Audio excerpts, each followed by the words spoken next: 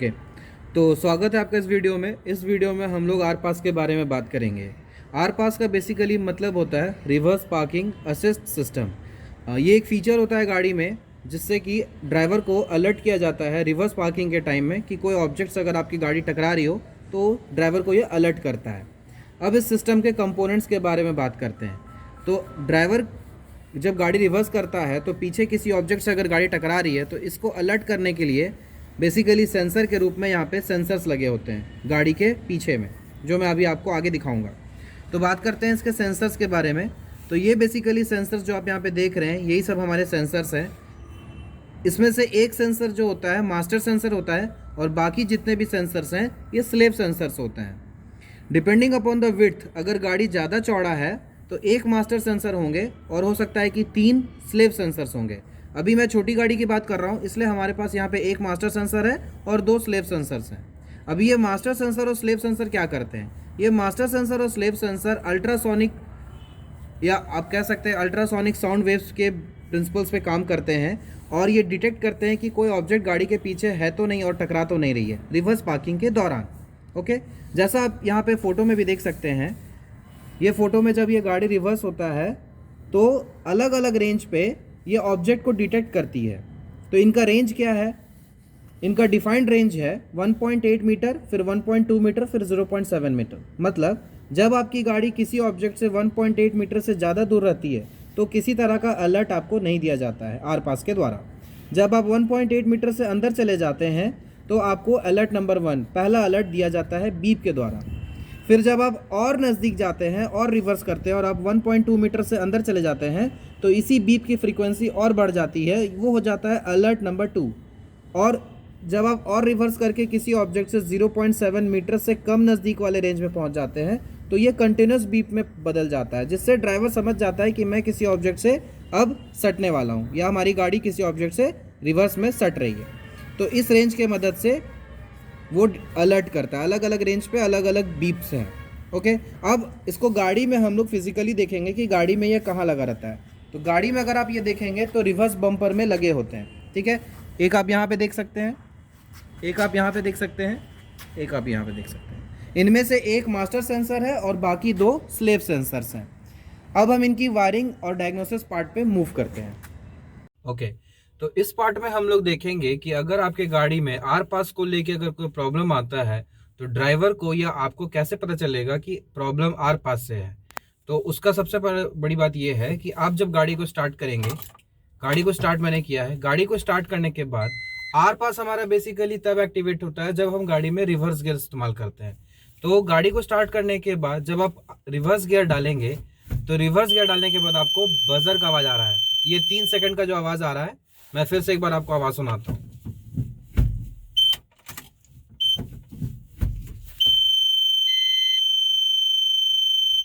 ये 3 सेकंड का बजर बजता है, कंटिन्यूस बीप होता है। इस बीप को बोलते हैं नाइट वॉर्म साउंड। ये night warm sound continuously 3 second का जो बीप बजता है, इसके बजने पे रिवर्स गियर लगाने पे ये बजता है। तो इसका मतलब कि आपके गाड़ी में आर पास से रिलेटेड प्रॉब्लम है। ओके ओके, तो आर पास में अगर इस तरीके का फॉल्ट आता है तो टीडीएस के मदद से डायग्नोस करने के लिए हमने कनेक्ट कर रखा है। जो सारी चीज़ें सेलेक्ट करनी होती हैं, जैसे BS6 गाड़ी है, SCV के अंदर आती है, डीजल इंजन है, रियर व्हील ड्राइव है और ये इंट्रा V10 है, सब हमने सेलेक्ट कर दिया है। इस पार्ट में हम यहाँ पे देखिए, आप अगर आप ध्यान से देखेंगे तो आपको आर पास का ऑप्शन दिखाई देगा। यहाँ पे ये आर पास का ऑप्शन है, मतलब मैं आर पास को स्कैन करूँगा। तो ये आर पास पे मैं स्टार्ट करता हूँ, ये इनिशियलाइज हो रहा है, ये हमारा आर पास का खुल गया। तो आपका जो भी फॉल्ट है वो यहाँ पे दिखाई देगा। तो हमारा यहाँ पे अभी DTC आ रहा है। तो सपोज चलिए मैं एक बार इसको क्लियर फॉल्ट कर देता हूँ।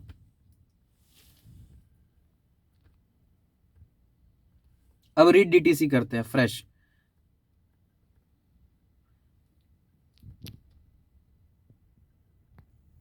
तो रीड DTC करने पे हमारा ये डायग्नोस्टिक DTC आ रहा है B2151/F1। तो ये सेंसर 1 मिसिंग फॉल्ट, ये प्रॉब्लम हमारा आ रहा है। अब इसमें काम करने के लिए मैं करेक्टिव एक्शन का हेल्प लूंगा। ओके, तो जब आप करेक्टिव एक्शन पे क्लिक करेंगे तो आपका इस तरीके का फाइल खुलेगा। इसमें आपको बाकी सभी चीज़ें आ जाएंगी, कस्टमर के क्या सिम्टम्स है, इसमें आ जाएगा कि system gives fault beep on engaging reverse gear, जैसा हम लोगों ने रिवर्स गियर लगाने पे जो हमें बीप साउंड आया था वो यहाँ पे लिखेगा। फॉल्ट इफेक्ट, अब व्हीकल पे आपको क्या असर पड़ेगा, तो obstacles will not be detected in the defined range.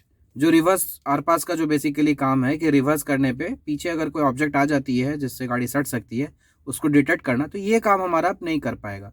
तो इस तरीके के छोटे मोटे चीज़ें जैसे प्रोबेबल ट्रबल एरिया क्या क्या है ना, हीलिंग कंडीशन क्या क्या है, ये सारा चीज़ आपको यहाँ पे लिखा हुआ मिलेगा। कंपोनेंट डिटेल्स यहाँ पे आपको सेम उसी तरह से लिखा वाले मिलेगा।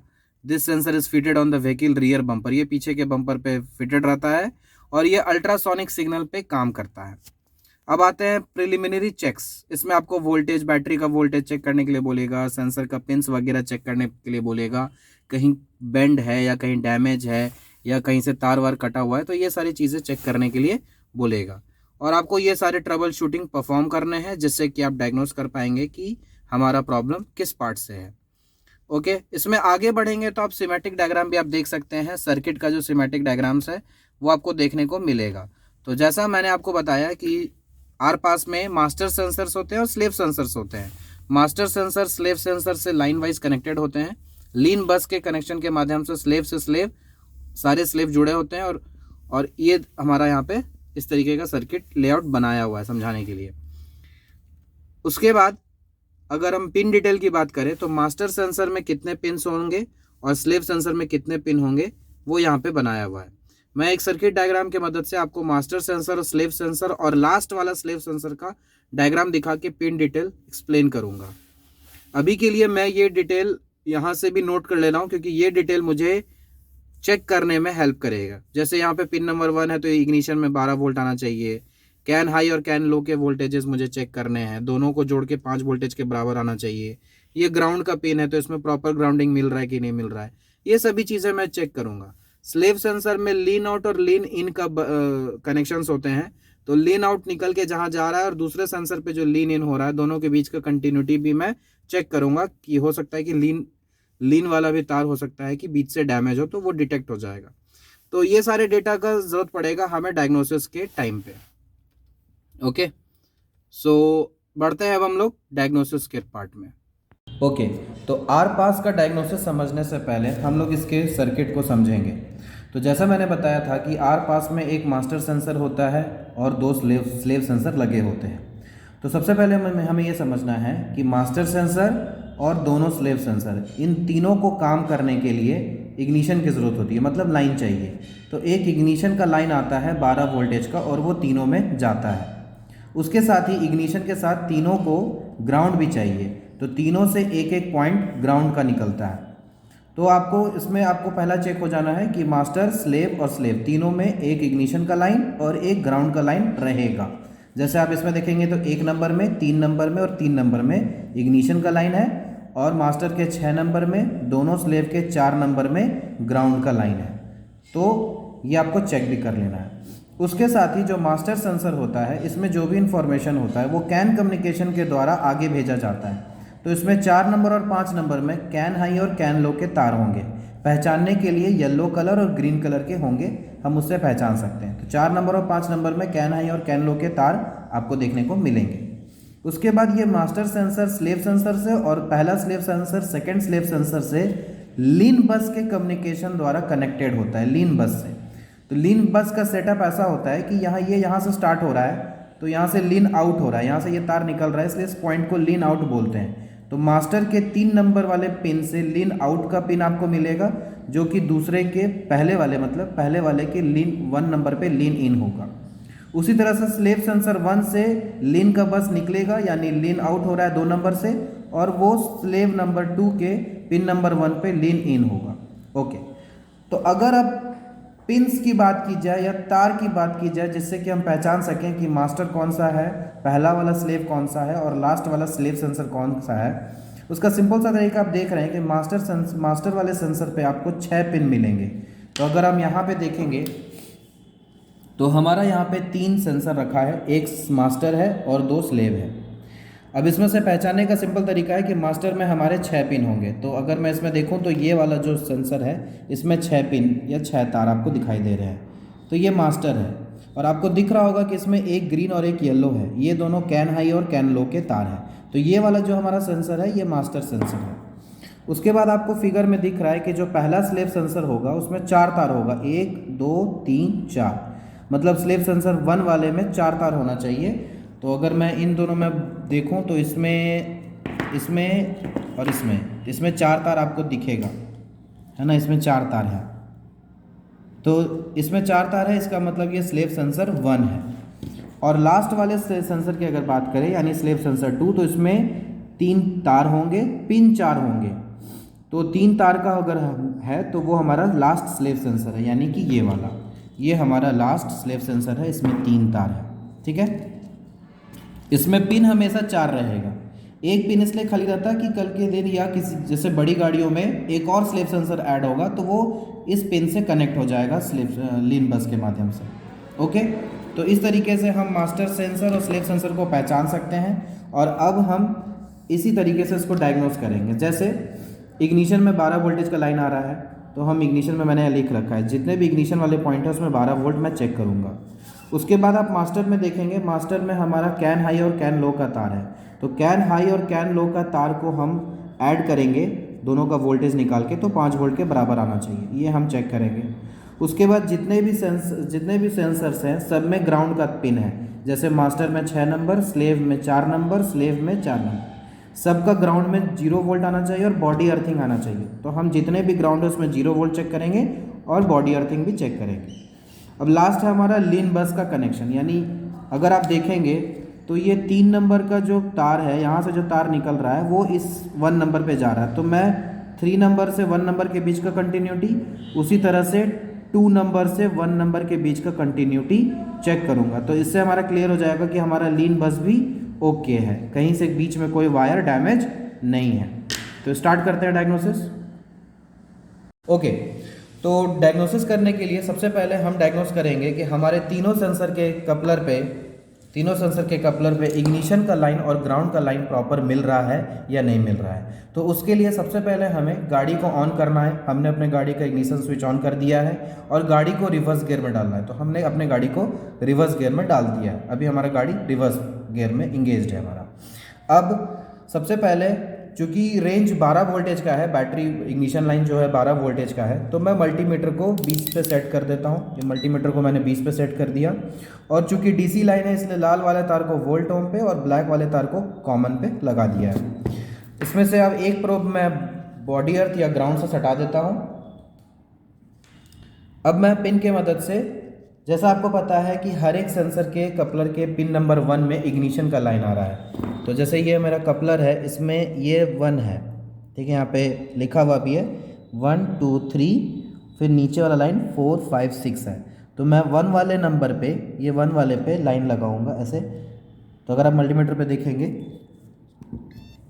तो बैटरी वोल्टेज के बराबर, हमारा बैटरी भी डाउन है तो बैटरी वोल्टेज के बराबर आपको वोल्टेज देखने को मिलेगा। उसी तरह से दूसरे कपलर पे भी,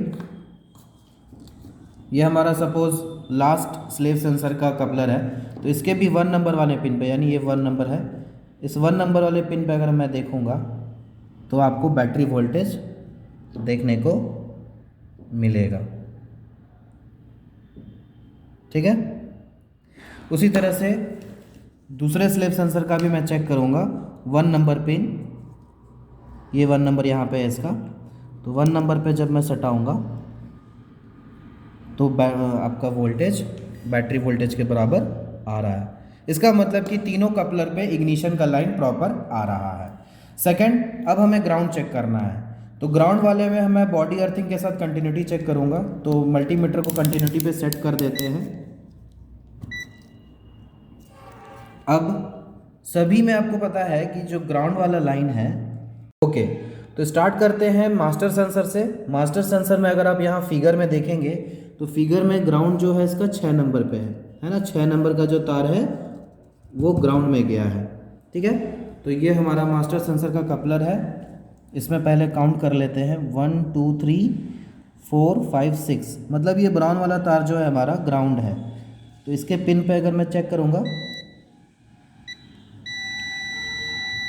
तो बीप का आवाज़ आ रहा है, इसका मतलब कि प्रॉपर बॉडी अर्थिंग मिल रहा है। उसी तरह से दूसरे स्लेव सेंसर का भी चेक करेंगे। तो सेकंड स्लेव सेंसर का आपका जो है पिन नंबर 4 पे ग्राउंड है ना, पिन नंबर 4 जो है ग्राउंड से जुड़ा हुआ है, यानी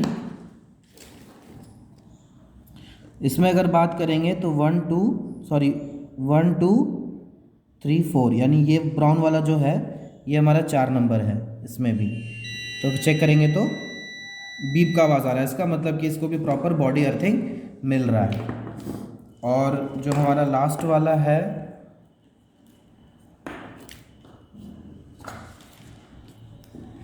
लास्ट वाले में भी अगर आप देखेंगे तो 4 नंबर जो है हमारा बॉडी अर्थिंग यानी ग्राउंड से कनेक्टेड है। तो इसमें भी 1 2 3 4, तो ये ब्राउन वाला जो कलर का तार है ये हमारा अर्थिंग का तार है। तो इस पर चेक करेंगे तो बीप का आवाज़ आ रहा है, इसका मतलब इसको भी प्रॉपर बॉडी अर्थिंग मिल रहा है। तो इस तरीके से हमने सारे सेंसर के कपलर पे इग्निशन का लाइन आ रहा है कि नहीं आ रहा है चेक कर लिया, प्रॉपर बॉडी अर्थिंग मिल रहा है कि नहीं मिल रहा है ये हमने चेक कर लिया। अब नेक्स्ट स्टेप पे बढ़ते हैं। ओके, तो अब हम लोग चेक करेंगे मास्टर सेंसर और स्लेव सेंसर दोनों। तो पहले आते हैं मास्टर सेंसर पे। तो मास्टर सेंसर पे आप देख रहे हैं कि 4 नंबर और 5 नंबर पे कैन हाई और कैन लो का तार है। तो अभी मैं कैन हाई और कैन लो दोनों का वोल्टेज निकालूंगा और दोनों का वोल्टेज को ऐड करूंगा तो 5 वोल्टेज के बराबर आना चाहिए। ठीक है, ये हम लोग चेक करेंगे। उसके बाद ये हमारा दोनों क्लियर हो जाएगा। उसके बाद मास्टर सेंसर से स्लेव सेंसर के बीच में लीन बस का कनेक्शन है। तो यहाँ से 3 नंबर और यहाँ पे 1 नंबर के बीच का कंटिन्यूटी चेक करेंगे तो हमारा ये वायर ओके है, मुझे समझ में आ जाएगा। उसी तरह से स्लेव सेंसर 1 और स्लेव सेंसर 2 के बीच में जो लीन बस है जो कि 2 नंबर से 1 नंबर के बीच में गया है, इन दोनों के बीच का भी हम कनेक्शन चेक करेंगे कि कंटिन्यूटी ओके है कि नहीं। ठीक है, तो शुरू करते हैं मास्टर सेंसर के कपलर के कैन कम्युनिकेशन या कैन वायर से। तो यहाँ पे आप देख रहे होंगे ग्रीन और येलो कलर का तार, ये कलर से ही हम लोग पहचान जाते हैं कि ये कैन कम्युनिकेशंस के तार हैं। तो एक एक करके मैं इसका वोल्टेज निकालता हूँ। मल्टीमीटर को हमने 20 वोल्टेज पे सेट कर दिया क्योंकि 5 का रेंज है। ठीक है, ब्लैक वाले प्रोब को हमने बॉडी अर्थ से हटा दिया है। अब एक एक करके इनका वोल्टेज देखते हैं।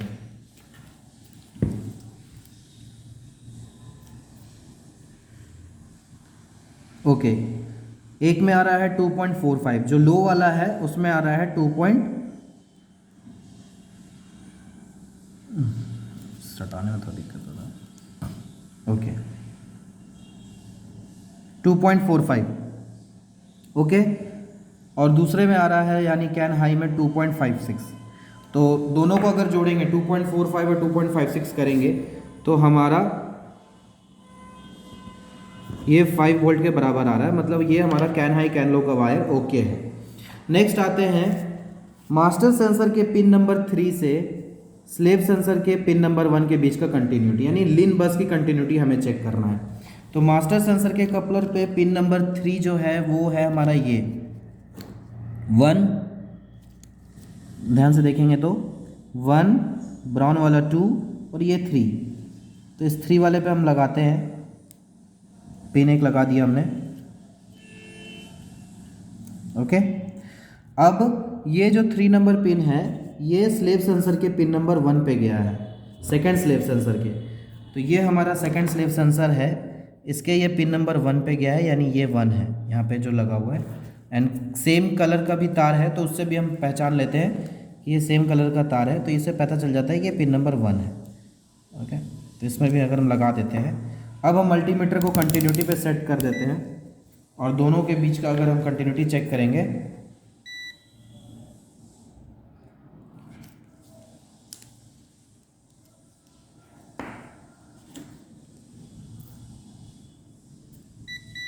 तो बीप का साउंड आ रहा है, इसका मतलब कि दोनों के बीच का कनेक्शन ओके है। तो आप कह सकते हैं कि आपका मास्टर सेंसर का पिन नंबर 3 से लेके स्लेव सेंसर का पिन नंबर 1 ये ओके है। उसी तरह से स्लेव सेंसर 1 और स्लेव सेंसर 2 के बीच में, सो नेक्स्ट पार्ट में स्लेव सेंसर 1 और स्लेव सेंसर 2 के बीच का जो लीन बस कम्युनिकेशन है यानी इसके पिन नंबर 2 से इसके पिन नंबर 1 के बीच का हम कनेक्शन चेक करेंगे। तो स्लेव सेंसर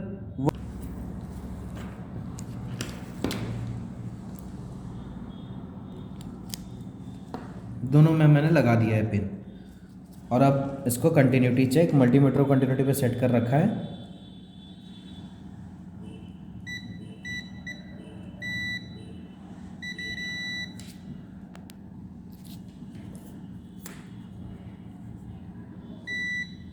तो बीप का साउंड आ रहा है, इसका मतलब कि मेरा ये दोनों के बीच का भी कनेक्शन ओके है।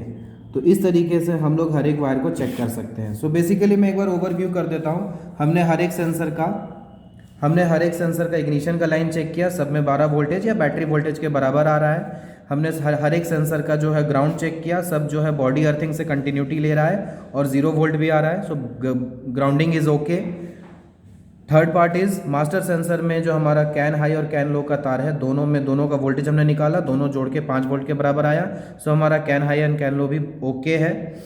6 नंबर में और जो यहाँ पे मास्टर सेंसर और स्लेव सेंसर के बीच में जो लीन बस का कनेक्शन है, इसका भी हम लोगों ने कंटिन्यूटी चेक किया, ये वायर भी ओके है। तो इस तरीके से आप पूरे आर पास के सर्किट को डायग्नोस कर सकते हैं। Okay, thank you.